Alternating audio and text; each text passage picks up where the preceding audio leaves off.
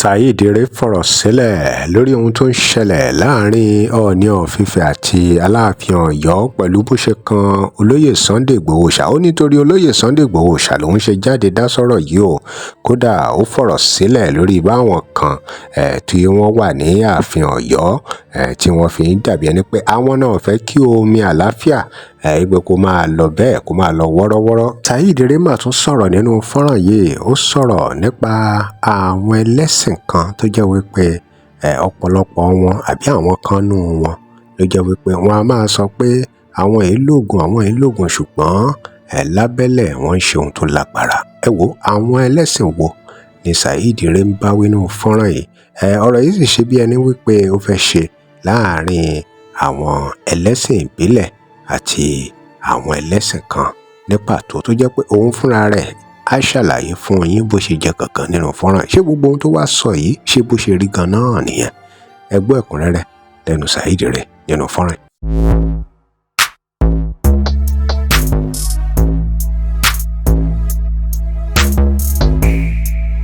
Mo ṣe yẹn pátápátá Muslim ni wọ́n. Ibi tí babaláwo ti ń kí mi pé àgbó atọ́ ó kárí ọmọ dáadáa nǹkan tó ń ṣe a nífẹ̀ẹ́ sí. Èmi náà ojú mi là débi pé ìgbà tí mo fi ẹ̀sìn sílẹ̀ ni mo tó nífọ̀kànbalẹ̀ ni. Ẹlẹ́ẹ̀kejì àwọn kan náà ní mi ò tiẹ̀ sọ̀rọ̀ lórí ìwé gbọ́dọ̀ mo tẹ̀sẹ̀ receive call wọn tán ẹnìkan náà pè mí nírọ̀lẹ́ àná pé Saheed ọ̀rọ̀ onírìṣà àti ọ̀rọ̀ bàbá wa Aláàfin Ọ̀yọ́ ó tiẹ̀ tún ṣe prógrámù bẹ́ẹ̀ mọ́. Èmi ti jáde lọ́jọ́ kan nígbà tí àwọn kan bú olóyè Adéyẹmọ lórí ọ̀rọ̀ Aláàfin ládé tó wá ń bú olóyè ò dẹ̀ sọ̀rọ̀ mọ́ olóyè kan wòran ni. So èmi dẹ̀ wò pé ẹ mọ̀ tí ara ilé ẹ̀ ò bá tiẹ̀ ní tìjú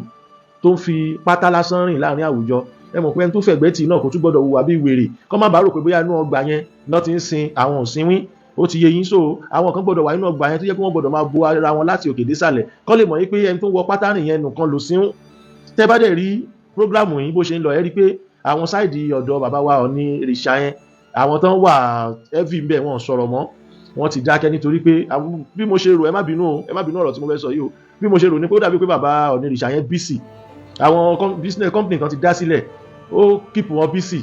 torí mo rí pé mi ti ẹ̀gbọ́n kankan ní ẹnu wọn bọ̀ àwọn ará Ọ̀yọ́ náà tó ń sọ pé onírìṣà ìṣe chameleon ìṣe gbá kan ẹ̀ ń jẹ́ ká rí yín bí ìgbà tó máa pé bí ojú tèmi fi ń wò báyìí ni pé àwọn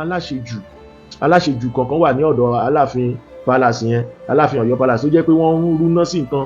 wọn ò fẹ́ kí omi peace omi ìfọ̀kànbalẹ̀ wọn ò fẹ́ kó tòrò nílẹ̀ Yorùbá. So ìgbà tí ó fẹ́ kan olóyè Adéyẹmọ ló jẹ́ kí n sọ̀rọ̀ tó bá jẹ́ pé kì í ṣe pé olóyè Adéyẹmọ lọ kí eléyìí mi ní dá sí rárá mi ń ṣe ọmọ ọba ọmọ jagunjagun ni mí ẹ gbọ́ mi kì í ṣe ọmọ ọba o ìdílé Olúkọ̀tún ní Ìpẹ̀tù Ìjẹ̀ṣà ẹ lọ ní orí adé local government ẹ lọ wádìí wa dáadáa ní Ìpẹ̀tù Ìjẹ̀ṣà ni kì í ṣe Ìpẹ̀tù Modù o Ìpẹ̀tù Ìjẹ̀ṣà so ẹ lọ wádìí àwọn tó ń jẹ́ Olúkọ̀tún family. So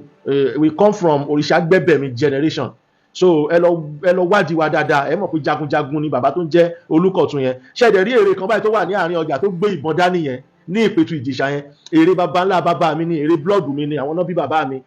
So mo jẹ́ kẹ́ mọ̀ pé mi kì í ṣọmọ àtọ̀húnrìn wá nílẹ̀ Yorùbá nílẹ̀ aládé nílẹ̀ Káàárọ̀ Oòjíire mi kì í ṣọmọ àtọ̀húnrìn wá. So èmi ṣe báwọn bàbá ńlá bàbá mi ṣe ń ṣe ni ọmọ akíkanjú ni wá o okun kò dẹ̀ kí ń kó wa lọ tó gun òfin kó mi lọ lẹ́ni tí ò dẹ̀ ní kó mi lọ láíláí.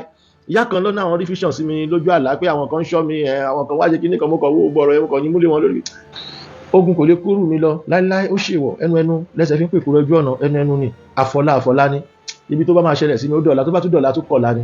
orí mi kò ní gbàbọ̀dá fẹ́ lóru lónìí kí gbogbo ọ̀run forí mi dànù èèwọ̀ òrìṣà kò sí nǹkan tó máa ṣe àwa nítorí pé àwa bọ́lọ́run dúró ààrẹ sọ lẹ́nu. So ìyẹn lọ bẹ́ẹ̀ ṣe rí lórí ọ̀rọ̀ pé mo ń sọ̀rọ̀ jáde ní public nípa ọ̀rọ̀ pé ìwà ìbàjẹ́ pọ̀ mo mọ̀ pé àwọn ará bí wọn lè nífẹ̀ẹ́ sí nítorí pé bí kan pààyàn kan ṣe rí ẹ lọ notice kìíní ṣe rí àwọn religion especially ní ọ̀dọ̀ àwọn Muhammadu yẹn wọ́n láìkì kí wọ́n lọ sin òkú ju pé kán tètè débi wedding lọ wọ́n láìkì ẹ̀ torí pé òkú yẹn wọ́n ní tó wá sọ pé ẹ lọ sí sítẹ́ inú wọn máa ń dùn ní wọ́n máa ń wà happy torí ìwà tí wọ́n mọ̀ báwọn fẹ́ wù illegally. Mo wá fi opportunity sọ léyìí ìtẹ́ ní ọ̀sìn bàbá mi sí ìtẹ́ làwọn Muslim lọ sin bàbá mi sí ó láwọn kankan tó ṣẹlẹ̀ tí mo fi wò pé òkè tí mo fi lọ dá ọgbọ́n yìí pé jẹ́ kọ́kọ́ lọ dá ọgbọ́n yìí ná ó láwọn ọgbọ́n tí mo ṣàlàyé fún yín yẹn ìmọ̀ ni mo bá débẹ̀ tí mo fi lọ ṣe irú nǹkan bẹ́ẹ̀ nítorí pé ṣe ráwọn people yẹn I don't trust them wọ́n ń lo ṣẹ́ wọ́n ń lo iṣẹ́ confam, wọ́n ń lo iṣẹ́, wọ́n wá ṣe bí wọ́n wá fi pretend pa ẹ̀yin lórí social media pé àwọn ò lo nǹkan kan, Ọlọ́run nìkan làwọn gbójúlé o. Kò ọ̀rọ̀ mi yẹn ò yé yín. So èmi ti rí wọn tán torí pé àárín wọn náà bí àwa sí, àwa mọ̀ wà tí wọ́n hùwà dẹ̀ mọ orúkọ tó wà lọ́wọ́ wọn. Kò ń ṣe pé bóyá suspect wọn á mọ orúkọ tó wà lọ́wọ́ wọn ni mo ṣe wò pé torí pé ọmọ tí wọ́n bá ti fi òkú àwọn òbí ẹ̀ ṣe nǹkan bí a bí ìṣòwò tí ẹlẹ́dàá bàbá wọn ń gbé tó ń gbówó ẹ wo lóòótọ́ ògùn wà, ọṣẹ ń ṣiṣẹ́, àwọn nǹkan burúkú báyẹn tó ń lò yẹn tó máa kókù gbé owó wá ó exist o, ẹ gbà bẹ́ẹ̀, ẹ bá yẹn kẹ́ni kankan dì sí fún yín pé kò exist, ó exist lóòótọ́, but repercussion kò sí kó má ní repercussion nítorí pé iṣẹ́ burúkú ni, iṣẹ́ tọ́lọ́run ò yọ́nú sí ni, iṣẹ́ tọ́lọ́run ò dùnnú sí ni, iṣẹ́ táwọn tó léwé tó le gbogbo tí wọn ò fọwọ́sowọ́pọ̀ sí ni, ẹ̀sìn ló mú nǹkan báyẹn wá, ẹ̀sìn ló mú kán máa géré èèyàn, kán máa gbápá èèyàn wá, ìṣẹ́ òdá wa nílẹ̀ aládé yìí kò faramọ́, ẹ gbà bẹ́ẹ̀ bí mo ṣe ń sọ oníṣòògùn ni mí, gbogbo yín lẹ mọ̀, mo dẹ̀ jẹ́ ọ̀dọ́ ọmọdé tó jẹ́ pé mo gbọ́n fún ara mi gan mọ̀ pé kọ́lọ̀ má mu wa, so mo mọ̀ ọ́ yí, mo mọ̀ ọ́ sè, mo mọ̀ ọ́ jó, bẹ́ẹ̀ dẹ̀ ni mo mọ̀ ọ́ gún, Ọlọ́run ló sọ pé màá rí bẹ́ẹ̀, kì í ṣe agbára èmi náà, ká dúpẹ́ lọ́wọ́ àwọn tó bí wa, understand, but èmi support nǹkan tó dáa, mo ṣe wà nísìnyí mo ń lo iṣẹ́ dáadáa, bọ́ mi ì lo iṣẹ́ ibi rí láyé mi ì dẹ̀ sáré kọjá kádàrá, mo gbà fọlọ́run Elédùmarè látara àkọọ́lẹ̀ tó ti kọ sínú ayé mi pé máa dà. Kí ni ìdí tí mo fi ń ṣáájò ní tí mo fi ń lo ájò ni wípé kí àwọn arógo ṣáájò ológun má bàa, àwọn abatẹnijẹ́, àwọn apájísáyé kọ́ má bàa lágbára nínú ayé wa. Now nǹkan tí ó fà á téèyàn fi máa ń lo ájò nìyẹn, olóyìnbó dẹ̀ sọ pé prevention is better than cure, but iṣẹ́ ọwọ́ ọmọ ló ń gbé ní ga,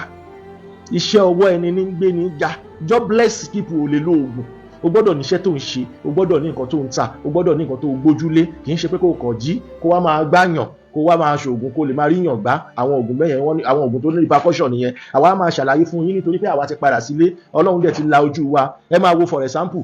bàbá wa Lágége, bàbá wa àfáà Lágége, bàbá Lágége kọ́lọ̀ máa bá wa lọ́ra ẹ̀mí wọn, bàbá yẹn máa ń sọ òótọ́ ọ̀rọ̀ torí kì í ṣe gbogbo muslim lọ̀rọ̀ tí mo ń sọ yìí tabá, àwọn muslim kan wà tó jẹ́ pé ojú wọn ti là, wọ́n mọ̀ pé ilẹ̀ bàbá wọn ní àwọn ò lè ṣe nǹkan òdì síbẹ̀. For example ẹ máa gbọ́ bàbá nígbà tí. àṣírí wa bí àwọn ọ̀tá wọ́n lè mọ̀ bí wọ́n ti lọ wájú bí wọ́n sì lójú wọn bẹ́ẹ̀ kó yẹ yín wọ́n ní ojú ìgbẹ́jọ́ ọ̀tá rẹ̀ sí ni bẹ́ẹ̀ ló fi ìsìlámù lẹ̀ wọ́n lọ fún àṣírí ìsìlámù bẹ́ẹ̀ lọ́rẹ̀. Alákọ̀ọ́kọ́ so ẹ̀yin fúnfún ara yín mọ̀ pé láṣìírí irọ́ tẹ̀ ń pa fún àwọn èèyàn tẹ̀ fi ń dì sí fa àwọn èèyàn táwọn èèyàn dẹ̀ ṣe ń kírun, àwọn èèyàn dẹ̀ ṣe ń gbà pé Muhammadu ẹ̀ 60, àwọn èèyàn kan ṣe ń kírun, ẹ̀yin gan fúnfún ara yín mọ̀ pé lámbà lẹ́wà fún wa jẹ́ ń bí ẹ tún máa gbọ́ o.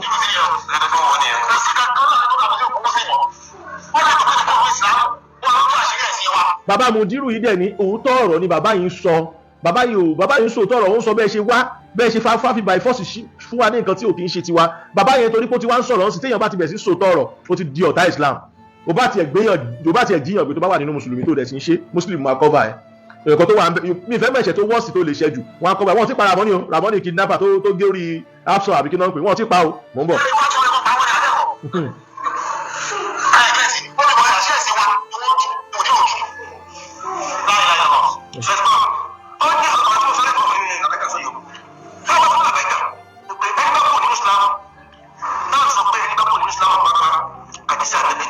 Ṣẹ́rí bẹ́yìn àdìsí ànábì ni ẹni tó bá ti kúrò nínú Islam kan pa, àdìsí Muhammadu ni, kò ní ṣọ̀run rẹ̀ pẹ̀lú bó ṣe wá ń dalẹ̀ Yorùbá láàmú,